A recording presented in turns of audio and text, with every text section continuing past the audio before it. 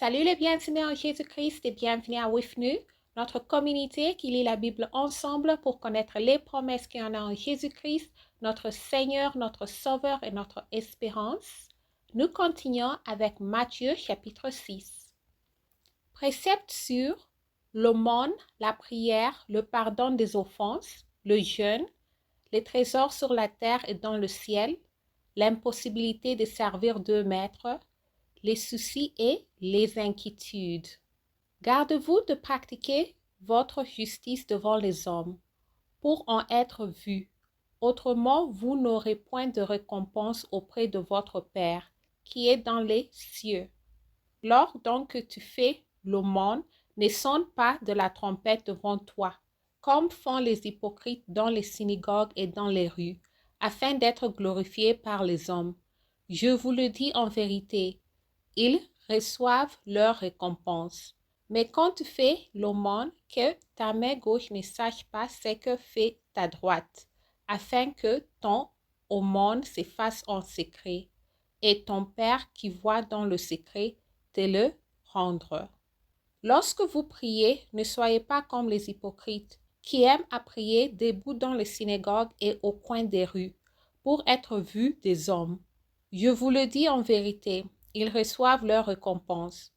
Mais quand tu pries, entre dans ta chambre, ferme ta porte et prie ton Père qui est là dans le lieu secret, et ton Père qui voit dans le secret te le rendra.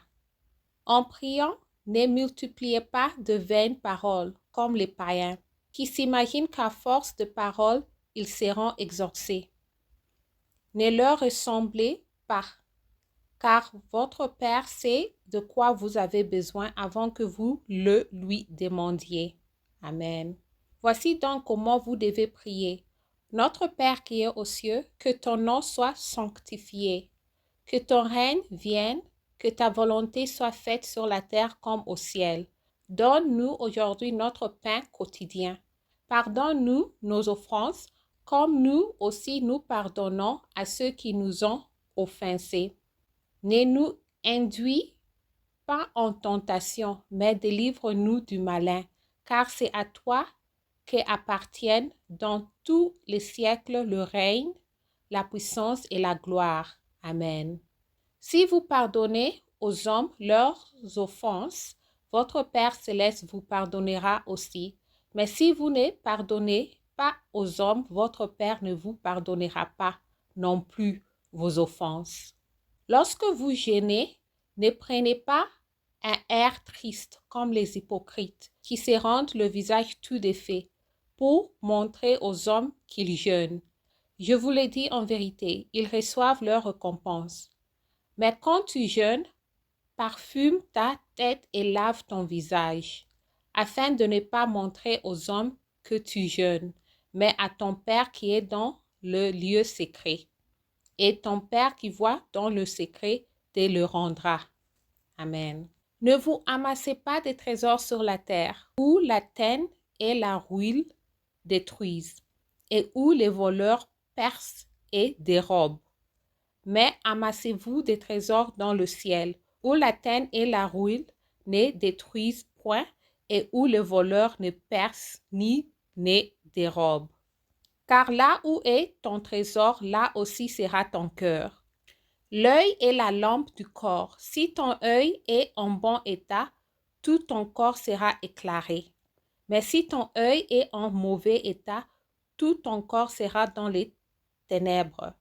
Si donc la lumière qui est en toi est ténèbres, combien seront grandes ces ténèbres?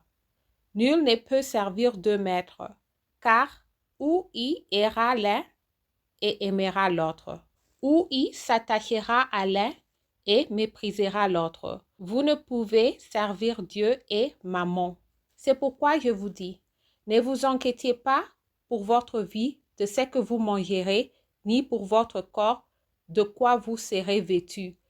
La vie n'est-elle pas plus que la nourriture et le corps plus que le vêtement? Regardez les oiseaux du ciel, ils ne sèment ni ne moissonnent, et ils n'amassent rien dans des greniers, et votre Père céleste les nourrit. Ne valez-vous pas beaucoup plus qu'eux? Qui de vous, par ses inquiétudes, peut ajouter une coudée à la durée de sa vie? Et pourquoi vous inquiétez au sujet du vêtement?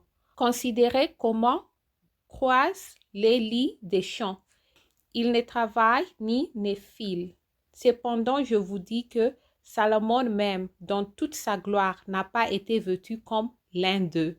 Si Dieu rêve ainsi l'herbe des champs qui existe aujourd'hui et qui demain sera jeté au four, ne vous vêtira-t-il pas à plus forte raison, gens de peu de foi?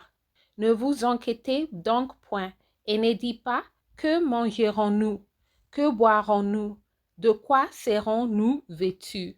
Car toutes ces choses, ce sont les païens qui les recherchent. Votre Père céleste sait que vous en avez besoin. Cherchez premièrement le royaume et la justice de Dieu, et toutes ces choses vous seront données par-dessus. Ne vous inquiétez donc pas du lendemain, car le lendemain aura soin de lui-même. À chaque jour suffit sa peine. Amen. Merci d'avoir lu ensemble. J'améliore mon français en lisant la Bible. Restez en Jésus-Christ et shalom.